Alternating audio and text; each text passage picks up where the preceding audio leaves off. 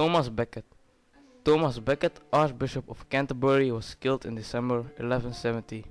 Becket's death remains one of the most famous stories associated with medieval England. In medieval England, the church was all-powerful. The fear of going to hell was very real, and people were told that only the church could save your soul so that you could go to heaven. The head of the church was the Pope, based in Rome. The most important position in the church in medieval England was the Archbishop of Canterbury, and both he and the king usually worked together. A king of England could not remove a pope from his position, but popes claimed that he could remove a king by excommunicating him. This meant that the king's soul was condemned to hell, and people then had the right to disobey the king.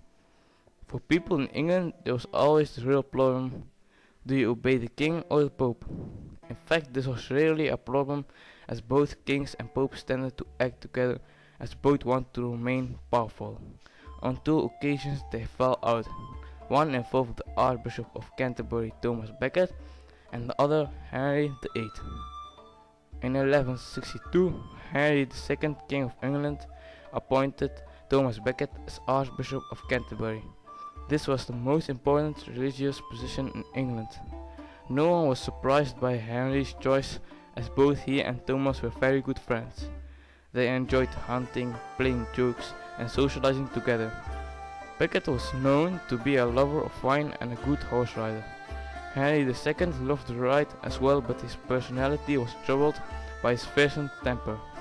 He tried to keep his temper under control by working very hard, as it distracted him from things that might spark off his temper. Henry II also controlled a lot of French at this time. William the Conqueror had been his great-grandfather, and he had inherited his French territories as a result of this. When Henry was in France sorting out problems there, he left Becket in charge of England. Such was his trust in him. Becket became Henry's Chancellor, the most important position in England after the king.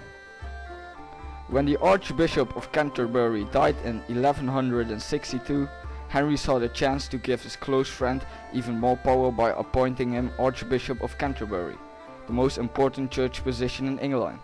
Why would Henry do this? In Henry's reign, the church had its own courts, and any member of the church could decide to be tried in a church court rather than a royal court. Church courts usually gave out easier punishments to churchmen who had done wrong. Henry believed that this undermined his authority. As king, he was concerned that England was becoming too lawless. There was too much crime. He believed that church courts did not set a good example, as they were too soft on offenders. For example, a royal court would blind or cut off the hand of a thief. A church court might send a thief on a pilgrimage. Henry hoped that by appointing his good friend Becket, he might have more of a say in how the church punished offenders. He hoped that Becket would do as he wished and toughen up the sentences passed out by church court. Becket did not want the job. As Chancellor, he was as powerful as he wished to be. He also had an excellent relationship with Henry, and he did not want to spoil this. In fact, on being offered the post, Becket wrote to Henry that our friendship will turn to hate. However, Henry persuaded Becket, and he agreed in 1162 to the appointment. His letter was indeed to become prophetic. The post of Archbishop changed Becket. He dropped his luxurious lifestyle. He ate bread and drank water. He had a luxury bed but preferred to sleep on the floor. He wore the rich clothes of an archbishop, but underneath the fine tunics he wore a horsehair shirt, very itchy and unpleasant to wear. He gave his expensive food to the poor. In 1164, the first sign of a split between Henry and Thomas occurred. Henry passed a law which stated that any person found guilty in a church court would be punished by a royal court.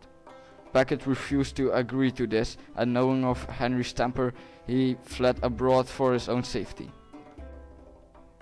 It took 6 years before Becket felt safe enough to return to England.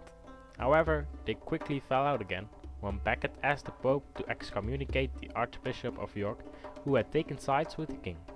This was a very serious request and a very serious punishment for someone who could claim that he was only being loyal to the king. Henry was furious when he found out what Becket had done.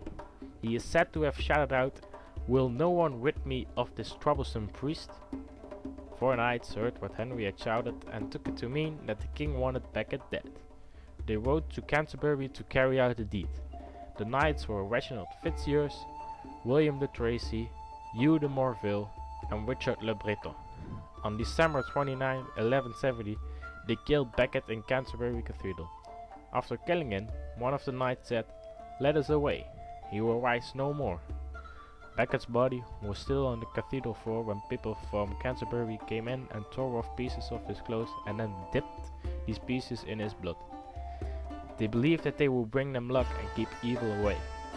Where Becket died quickly became a place of pilgrimage. The Pope quickly made him a saint. Henry II asked the Pope for forgiveness and he walked barefoot to Canterbury to pray at the spot where Becket was killed. Monks whipped him while he prayed. People left valuables at the spot of his death. It became a shrine to him, and people claimed that a visit to the shrine left them free of illness and disease. No one dared to touch the valuables there until Henry VIII shut down the monasteries and churches and took away any valuables he wanted. It took 21 cars to remove the valuables from Becket's shrine at Canterbury Cathedral. So basically, to make a long story short, King Henry gave Becket a job he didn't want and then had him executed for doing it too well.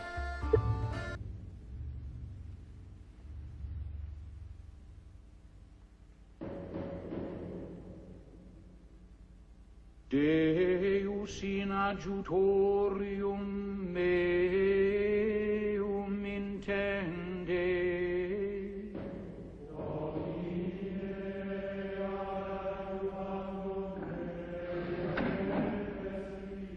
Is here now, the supreme folly. This is its hour.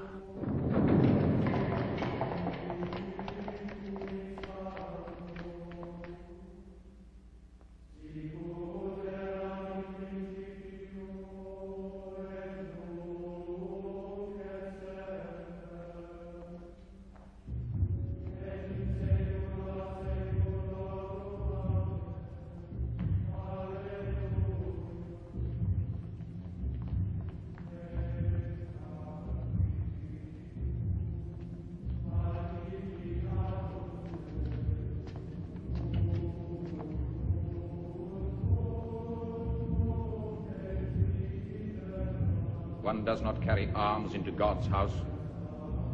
What do you want? Your death.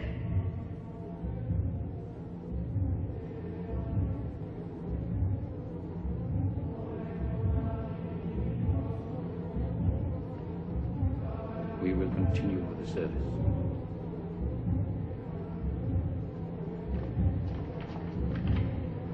Action!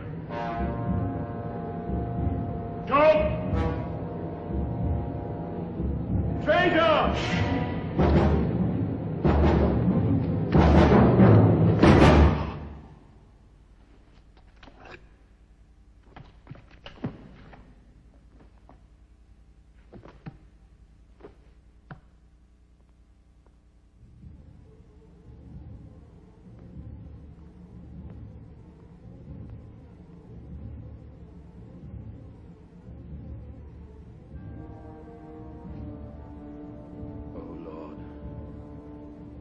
How heavy thy honor is to bear.